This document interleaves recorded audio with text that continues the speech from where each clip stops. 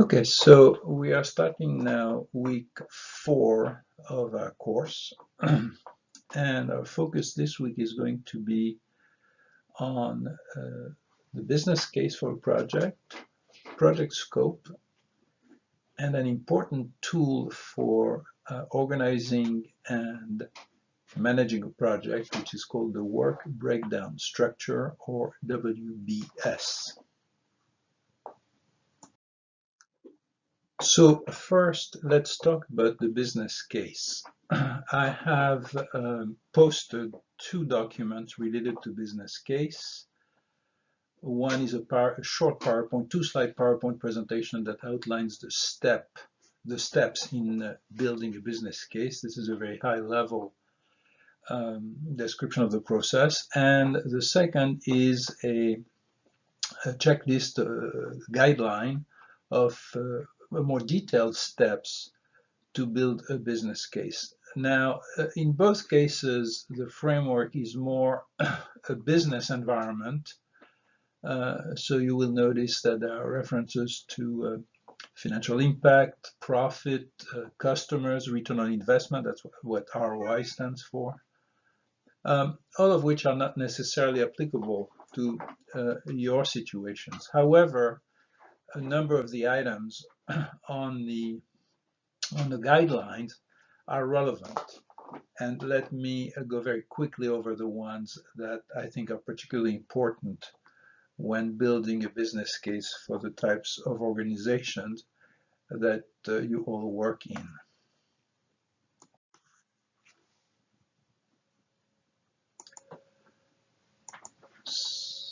So the first item on the list is on the checklist is customer needs, which really refers to the business needs or the organizational needs. Why are we proposing this particular project? Second, entitled Market Window, it really talks about some initial definition of the timing for the project. The third one is a sort of a high-level description of what the project entails. Then the project organizational framework is self-explanatory. Competitive analysis may not be always relevant in your case, but in some cases it is. For example, in the case of fundraisers, you may be competing with other organizations doing similar things. Risks are always an important factor in any kind of project. So, and what do we refer to as risk is what may create problems for may lead the project to not be successful. ROI is a financial term which I'm sure a number of you are familiar with, which refer to the return on investment, and it's really a statement of the benefits for the organization. It does not have, in your case, does not necessarily have to be expressed in financial terms, but it's not necessarily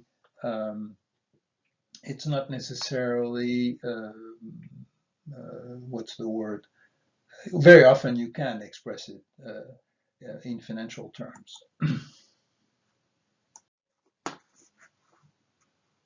The last 4 items are again self-explanatory but pretty important.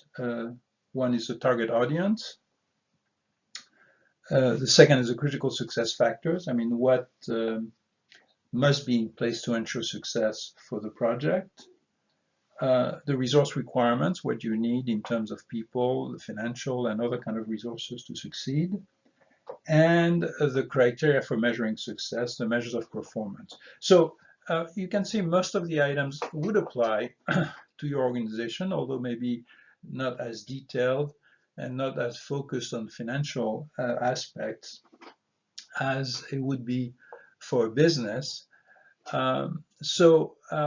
What do we do in terms of business case? Obviously, the business case is something you prepare before you launch a project.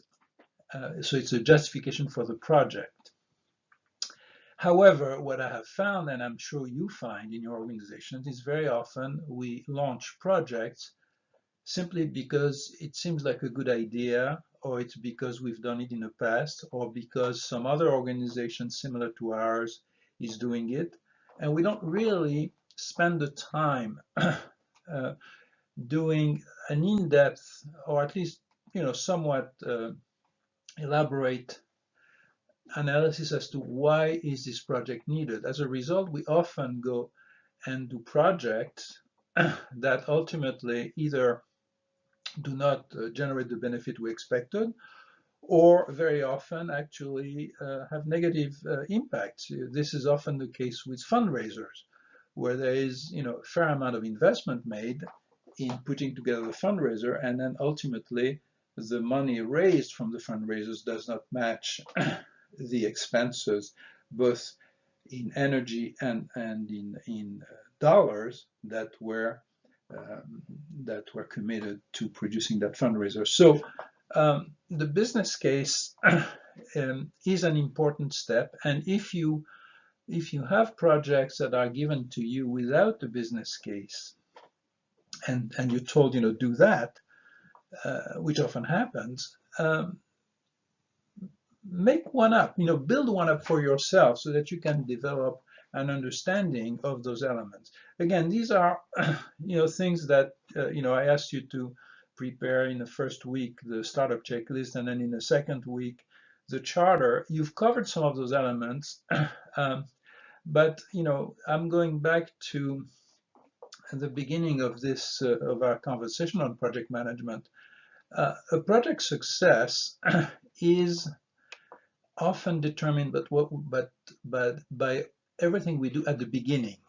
So having a sound business case for the project, having a good project startup list, and having a good project charter, the combination of those three elements, if they are done well, seriously, and in depth, and if we actually research the topics and give our best answers, that goes a long way towards having a successful project. So having said that, the next topic in our week is project scope, and for this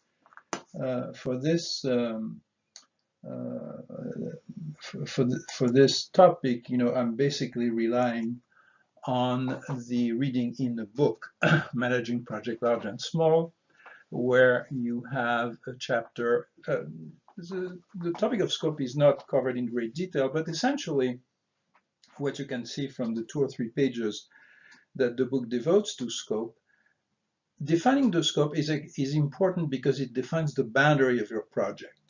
And more often than not, projects are defined in a fairly general way. And as you get started on the project, you have to define the boundaries. In other words, you have to define what is in the project and what is outside the project. And obviously there are a lot of things that are outside the project. The real threat to the project are those things that are at the margin, those things that you could easily do as part of the project because they are not that remote from the core topic of your project. And that's where you need to be very rigorous in defining what that boundary is. So in the book, you have an example in the form of a dialogue within the team of how one defines those boundaries.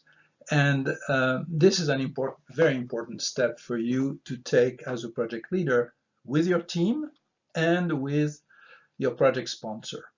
Once the topic and focus of the project has been defined, it's a question of going into more detail and defining fairly rigorously, as rigorously as we can, what is in and what is out of the project. The third topic for this week is a work breakdown structure.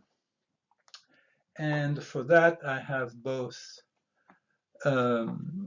a series of examples and a checklist or a guideline for developing the work breakdown structure. So let me go over those guidelines first. The idea of a work breakdown structure is simple. It consists in taking the project as a whole and breaking it down into various components until we get to the level of individual tasks.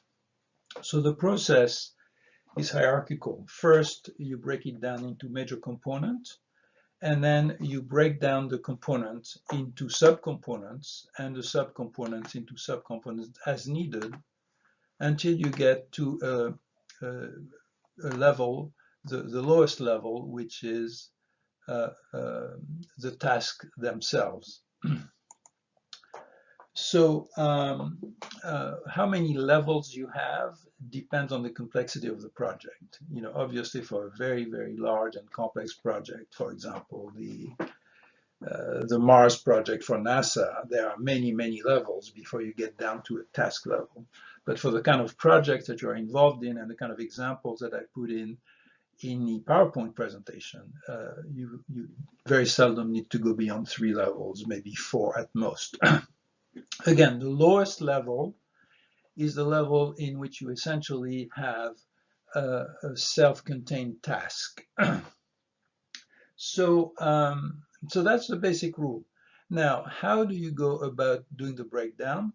Well, as I point out in the guidelines, you start with the major components, and the major components can be grouped by the deliverables, for example, or by the phases of the project, by the organizational responsibilities or functions in your organization, by